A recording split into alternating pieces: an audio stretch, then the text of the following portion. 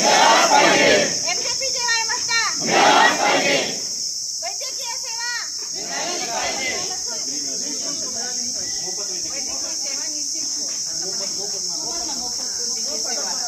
मोफत वैद्यकीय सेवा, मोफत वैद्यकीय सेवा, महाराष्ट्र राज्य परिचारिका संघटनेचा, महाराष्ट्र राज्य परिचारिका संघटनेचा, परिचारिका एकजुटीचा, परिचारिका एकजुटीचा, हम सब एक हैं, हम सब एक हैं, हमारी यूनियन।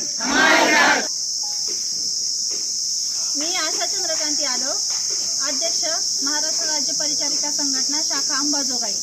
आजचा हा जो संप आहे आमचा तो काही स्थानिक मागण्यांसाठी आहे, जसं की अतिरिक्त घर भाडे भत्ता इतर सर्व मेडिकल कॉलेजला मिळतो, आपल्याकडे मिळत नाही। एमजेपीजेवाय भत्ता 2018 ते 23 पासून देय आहे, तो पण मिळत नाही। आणि जो आता सुरू केलाय तो अगदी फक्त 6 महिन्याचा मिळाला आहे 2024 मधला। आणि नंतर ज्या वैद्यकीय सेवा आहेत कर्मचाऱ्यांना त्या मोफत मिळत नाही, त्यासाठी आम्हाला रांगेत उभं राहावं लागतं, 20 रुपयाची चिठ्ठी काढावी लागते। ज्यावेळेस आम्ही मेडिकल लिहून रुजू होतो त्यावेळेस आम्हाला मेडिकल फिटनेससाठी पण 200 रुपयाची पावती फाडावी लागते। सिटी स्कॅन, MRI जशा गोष्टींसाठी पण आम्हाला पैसे भरावे लागतात। यासाठी आज आमचं 2 तासाचं आंदोलन आहे। या आंदोलनाचं स्वरूप कसं असेल? मी कृष्ण शिंदे, महाराष्ट्र राज्य परिचारिका संघटना शाखा अंबाजोगाईचे सचिव आहे।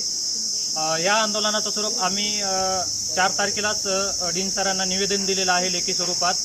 तरी याचं जे आंदोलन स्वरूप आहे ते 13 आणि 14 मेला 2 तासाचं 8 ते 10 वाजेपर्यंत काम बंद आंदोलन असणार आहे।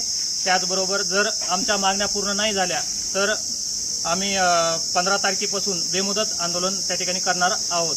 आमच्या ह्या मागण्या एकदम क्षुल्लक आहेत आणि लोकल लेवलच्या मागण्या आहेत। त्याबद्दल डीन सरांनी म्हणजे आमच्याशी व्यवस्थित चर्चा करून त्यांनी काहीतरी मार्ग काढावा ही आमची सर्वांची सगळ्यांची इच्छा आहे।